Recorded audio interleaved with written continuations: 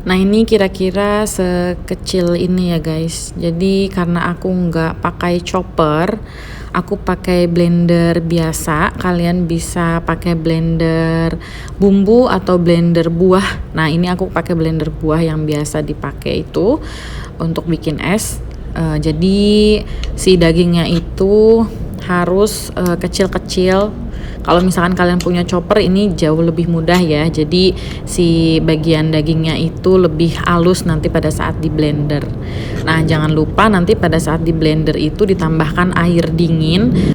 Pada saat blender juga kalian boleh mengeluarkan yang tendon-tendonnya itu ya, dicopot-copotin atau misalkan di-cut juga boleh. Tapi untuk aku ini aku nggak bersihin yang tendon-tendonnya itu karena lebih gurih biasanya di rasa ayamnya.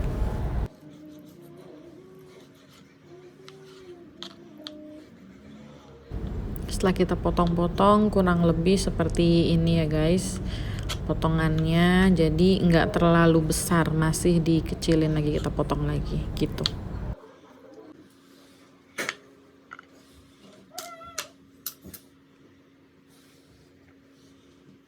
Ini dia hasilnya, hasil potongannya. Setelah ini kita blender ayamnya.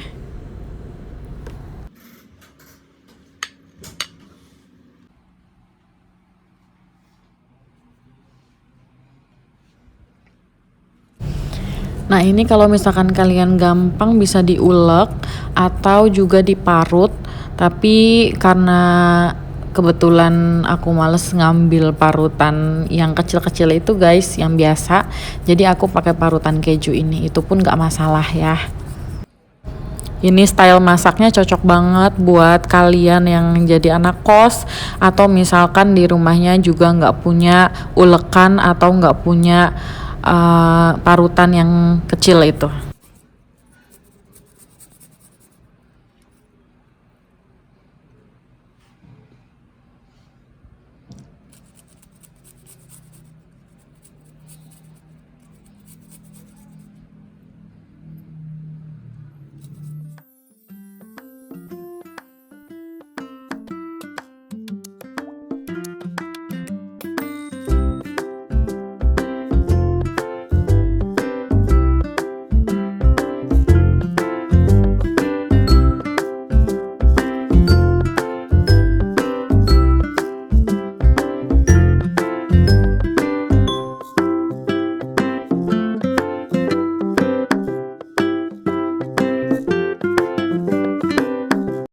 Nah, sisaan parutannya tadi kan susah ya kalau udah kecil, jadi kita bisa chop aja tipis-tipis, kecil-kecil seperti ini.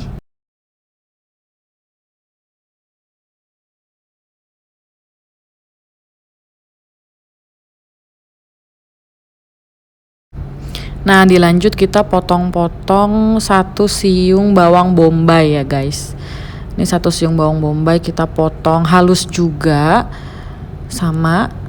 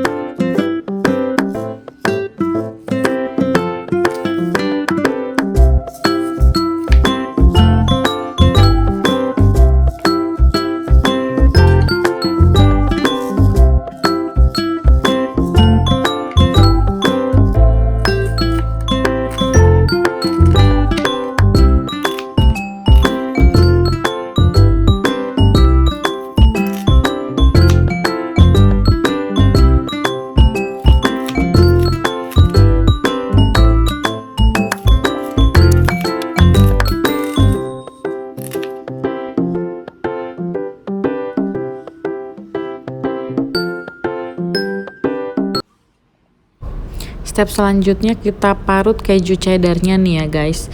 Ini kalau kalian beli keju cheddar yang satu kotak itu yang isinya 165 gram kalau nggak salah. Nah ini tuh setengahnya kita pakai untuk 500 gram daging yang tadi sudah kita potong-potong untuk digiling ya guys ya.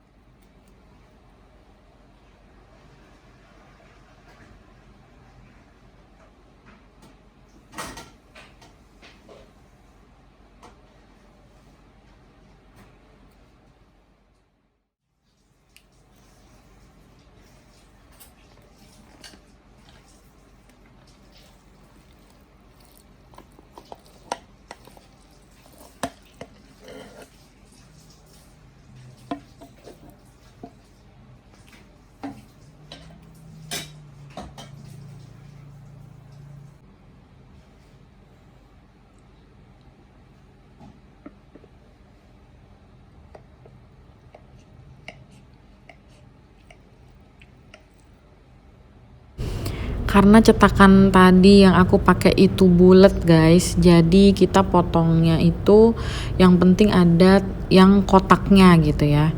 Nah, disarankan kalau misalkan kalian punya tempat di rumah yang emang shape-nya itu, bentuknya itu kotak, nah itu jauh lebih baik. Jadi nanti bentuk si nuggetnya itu kalian kotak-kotak kayak yang biasa dijual itu. Nah, kalau misalkan ini karena ini bulat, jadi aku bikin dipotong pinggirnya dulu. Nah, setelah itu kita potong-potong, tadi ambil bagiannya. Nah, ini masih panas ya guys, bisa kelihatan masih ada uapnya. Nah, ini tipsnya. Jadi ternyata kalau kita potong panas itu masih susah guys.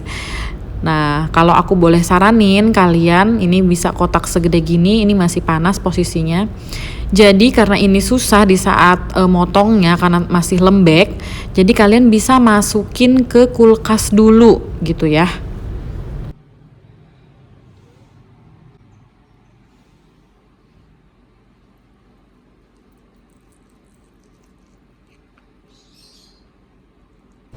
Nah, ini setelah aku dinginin, aku masukin ke kulkas, udah lumayan mudah ya guys untuk dipotongnya. Itu. Jadi kalau misalkan masih panas, itu kan masih lembek. Makanya pada saat dipotong dia hancur. Gitu. Ini tipsnya. Jadi setelah dingin dia posisinya agak mengeras, makanya mudah untuk kita potong kecil-kecil sehingga nanti bentuknya jadi cantik untuk kita buat.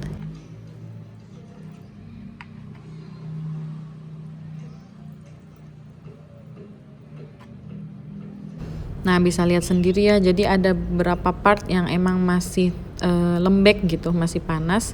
Ini ternyata kurang lama di kulkasnya, kita masukin lagi biar lebih solid dia, biar lebih kuat pada saat kita potong.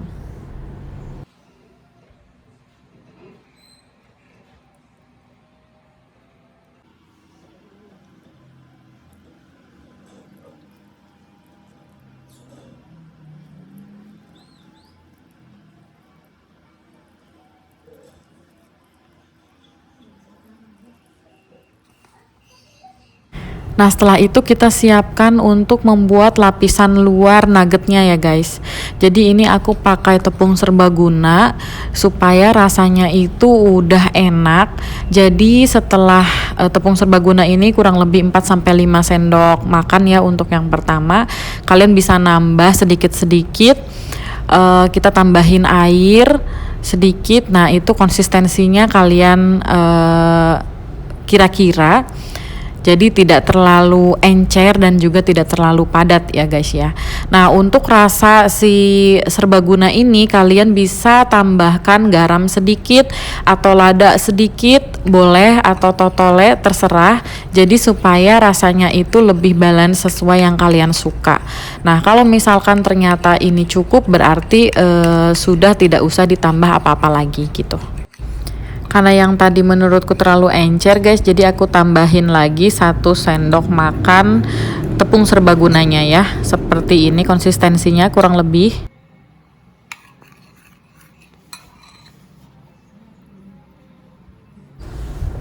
Nah, jadi setelah dibuat kita masukkan tadi nuggetnya, potongan nuggetnya itu. Selanjutnya kita siapkan tepung panir yang sudah kita siapkan di awal tadi ya. Nah, ini masukkan ke tepung panir, jadi kita bubuhi lagi tepung panir supaya ada rasa kriuknya di nuggetnya itu. Nah, kalau misalkan anak-anak atau misalkan kalian nggak mau pakai tepung panir juga nggak masalah.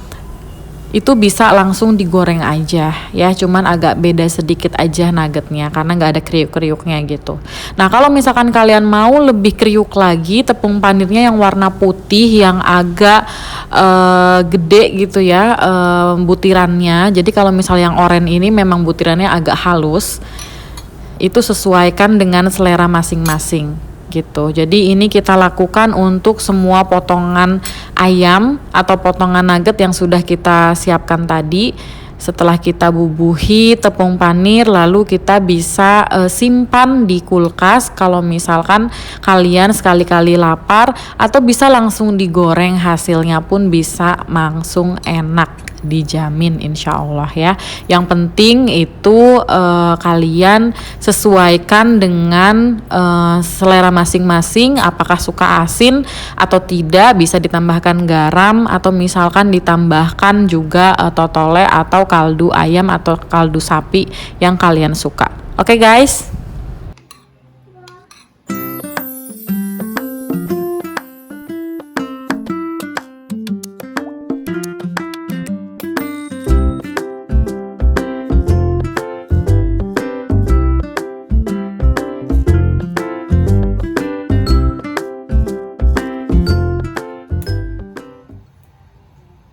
Nah, setelah kita bubuhi tepung panir tadi, kita panaskan minyak. Nah, ini hasilnya ya guys ya.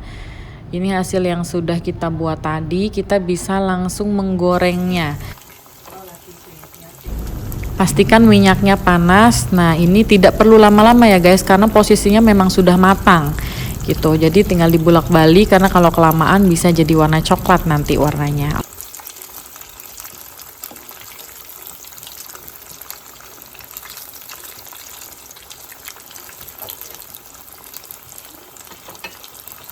Ini dia hasilnya. Terima kasih sudah menonton. Semoga bermanfaat ya guys. Jangan lupa subscribe, share, and like videonya supaya channel ini lebih berkembang lagi. Terima kasih. Assalamualaikum warahmatullahi wabarakatuh.